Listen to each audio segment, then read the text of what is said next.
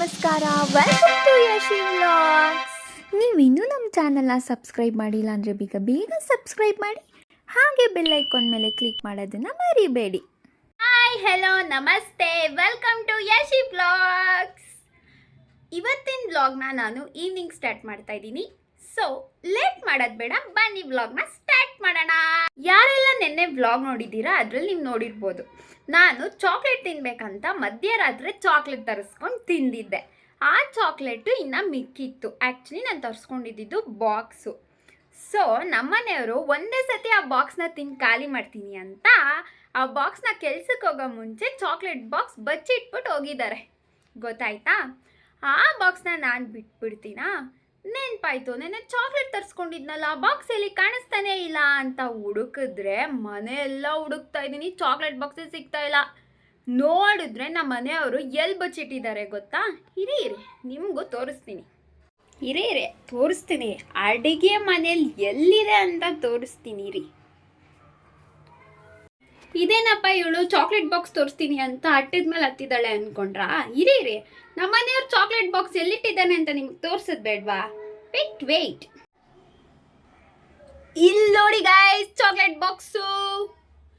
ನಮ್ಮ ಮನೆಯವರು ಅಡುಗೆ ಮನೆ ಅಟ್ಟದಲ್ಲಿ ಚಾಕ್ಲೇಟ್ನ ಎತ್ತಿಟ್ಟಿದ್ದಾರೆ.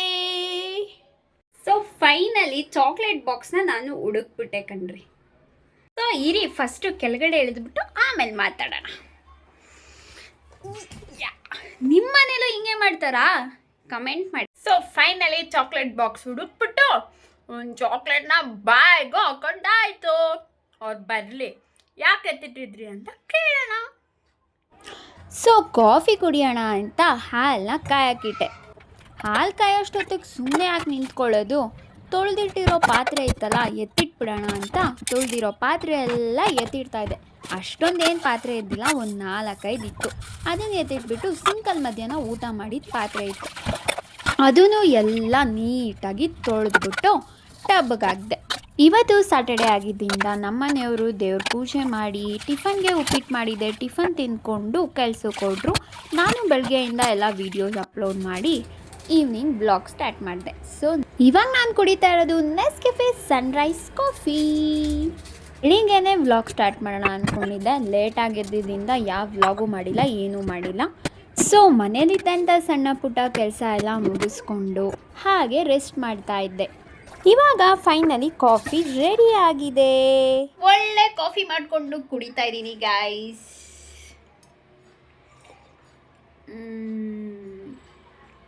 ನನಗಂತೂ ಈವ್ನಿಂಗ್ ಟೈಮ್ ಕಾಫಿ ಕುಡಿಯೋದಂತೂ ಸಖತ್ ಇಷ್ಟ. ಸೊ ಕಾಫಿ ಕುಡ್ದಾದ್ಮೇಲೆ ಒಣಗಿರೋ ಬಟ್ಟೆ ಎಲ್ಲ ಮಡ್ಚಿಡ್ತಾ ಇದ್ದೀನಿ. ನಿನ್ನೆ ಒಗ್ದಿದ್ದ ಬಟ್ಟೆ ಇವತ್ತು ಆಲ್ರೆಡಿ ಒಣಗಿತ್ತು. ಅದೇ ಇವತ್ತಿನ ದೊಡ್ಡ ಬ್ರೇಕಿಂಗ್ ನ್ಯೂಸ್. ಯಾಕಂದರೆ ಇವಾಗ ಮಳೆ ಸ್ಟಾರ್ಟ್ ಆಗಿರೋದ್ರಿಂದ ಬಟ್ಟೆ ಒಣಗೋದೇ ದೊಡ್ಡ ಟಾಸ್ಕ್ ಆಗೋಗಿದೆ. ಸೊ ಫೈನಲಿ ಇವತ್ತು ಬೆಳಗ್ಗೆಯಿಂದ ಒಳ್ಳೆ ಬಿಸಿಲು ಬಂದಿದ್ದರಿಂದ ನಿನ್ನೆ ಒಗ್ದಿದ್ದ ಬಟ್ಟೆ ಇವತ್ತು ಒಣಗಿತ್ತು. ಅದಕ್ಕೆ ಎಲ್ಲ ಬಟ್ಟೆ ಮಡ್ಚಿಟ್ಕೊಂಡು ನೀಟಾಗಿ ಕಬೋರ್ಡ್ಗೆ ಎತ್ತಿಟ್ಟೆ. ರಾತ್ರಿ ಊಟಕ್ಕೆ ಅಡುಗೆ ರೆಡಿ ಮಾಡ್ಕೊಳ್ಳೋಣ ಅಂತ ಏನು ಮಾಡೋದು ಅಂತ ಯೋಚನೆ ಮಾಡಿ, ಸರಿ ರಸಮ್ ಮಾಡೋಣ ಅಂತ ಟೊಮ್ಯಾಟೊ ಎಲ್ಲ ಕಟ್ ಮಾಡಿ ಬೇಯಕ್ಕೆ ಇಟ್ಕೊಂಡೆ. ಟೊಮ್ಯಾಟೊ ಬೇಯೋವರೆಗೂ ಏನು ಮಾಡೋದು, ಏನೂ ಕೆಲಸ ಇಲ್ವಲ್ಲ, ಸರಿ ಟಿ ವಿ ನೋಡೋಣ ಅಂತ ಹಾಗೆ ಚೇಂಜ್ ಮಾಡ್ತಾಯಿದ್ದೆ. ಪಬ್ಲಿಕ್ ಮೂವೀಸಲ್ಲಿ ಬಂಧನ ಮೂವಿ ಬರ್ತಾಯಿತ್ತು. ಈ ಮೂವಿ ಅಂತೂ ಅದೇನೋ ಒಂಥರ ನನಗೆ ತುಂಬ ಇಷ್ಟ ಆಗುತ್ತೆ. ಸೊ ಅಷ್ಟರಲ್ಲಿ ಟೊಮ್ಯಾಟೊ ಬೆಂದಿತ್ತು. ಟೊಮ್ಯಾಟೊನ ಹಾರಕ್ಕಿಟ್ಬಿಟ್ಟು ನಾನು ಅನ್ನಕ್ಕಿಟ್ಟು ಬಂದು ಮತ್ತೆ ಮೂವಿ ನೋಡ್ಕೊಂಡು ಕೂತ್ಕೊಂಡೆ. ಈ ಮೂವಿಲಂತೂ ಆ ಎಮೋಷ್ನಲ್ ಸೀನ್ಸು, ಇದರಲ್ಲಿರೋ ಸಾಂಗ್ಸ್ ಅಂತೂ ತುಂಬಾ ಚೆನ್ನಾಗಿದೆ. ವಿಷ್ಣು ಸರ್ ಮೂವೀಸಲ್ಲಿ ಇದು one of my favourite movie ಅಂತಲೇ ಹೇಳ್ಬೋದು. ಹಾರಕ್ಕಿಟ್ಟಿದ್ದ ಟೊಮ್ಯಾಟೊ ತಣ್ಣಗಾಗಿತ್ತು. ಸೊ ಅದನ್ನು ರುಬ್ಕೊಳ್ಳೋಣ ಅಂತ ಮಿಕ್ಸಿ ಜಾರ್ಗೆ ಹಾಕ್ಕೊಂಡು ರುಬ್ಕೊಂಡು ರಸಮ್ಗೆ ಒಗ್ಗರಣೆ ಹಾಕ್ಕೊಳ್ಳೋಕ್ಕೆ ಎಲ್ಲ ರೆಡಿ ಮಾಡಿಕೊಂಡು ಒಗ್ಗರಣೆ ಹಾಕಿ ರಸಮ್ನ ಕುದಿಯೋಕೆ ಇಟ್ಕೊಂಡೆ. ರಸಮ್ ರೈಸ್ ಜೊತೆಗೆ ನೆಂಚ್ಕೊಳ್ಳೋಕ್ಕಿರಲಿ ಅಂತ 2 ಮೊಟ್ಟೆ ಕೂಡ ಬೇಯಿಸ್ಕೊಳ್ಳೋಕ್ಕಿಟ್ಟು ರುಬ್ಬಿದ ಜಾರ್ನೆಲ್ಲ ತೊಳೆಯೋಕ್ಕಾಕಿ ನೋಡಿ ರಸಮ್ ಕುದೀತಾ ಇದೆ. ನಮ್ಮ ಮನೆಯವರು ಕೂಡ ಕೆಲಸ ಮುಗಿಸ್ಕೊಂಡು ಮನೆಗೆ ಬಂದರು. ಸೊ ಅಡುಗೆ ಎಲ್ಲ ರೆಡಿ ಇದ್ದಿದ್ದರಿಂದ ಇಬ್ಬರು ಜೊತೆ ಕೂತ್ಕೊಂಡು ಟಿ ವಿ ನ್ಯೂಸ್ ನೋಡಿಕೊಂಡು ಹಾಗೆ ಊಟ ಮಾಡಿಕೊಂಡು ಇವತ್ತಿನ ದಿವಸದ ಬಗ್ಗೆ ಮಾತಾಡ್ತಾ ಇದ್ವಿ. ಓಕೆ, ಇದು ಇವತ್ತಿನ ವ್ಲಾಗ್ ಆಗಿತ್ತು, ಅಂದರೆ ಯಶು ಸೀರೀಸ್. ಸೊ ನಿಮಗಿಷ್ಟ ಆದರೆ ಲೈಕ್ ಮಾಡಿ, ಹಾಗೆ ಶೇರ್ ಮಾಡಿ, ಹೇಗಿದೆ ಅಂತ ಕಮೆಂಟ್ ಮಾಡಿ. ಎಸ್, ನಾನು ಮಾಡಿದ ವಿಡಿಯೋ ನಿಮಗಿಷ್ಟ ಆಗಿದ್ರೆ ಲೈಕ್ ಮಾಡಿ, ಸಬ್ಸ್ಕ್ರೈಬ್ ಮಾಡಿ, ಮತ್ತು ಹೇಗಿದೆ ಅಂತ ಕಮೆಂಟ್ ಮಾಡಿ. Thank you.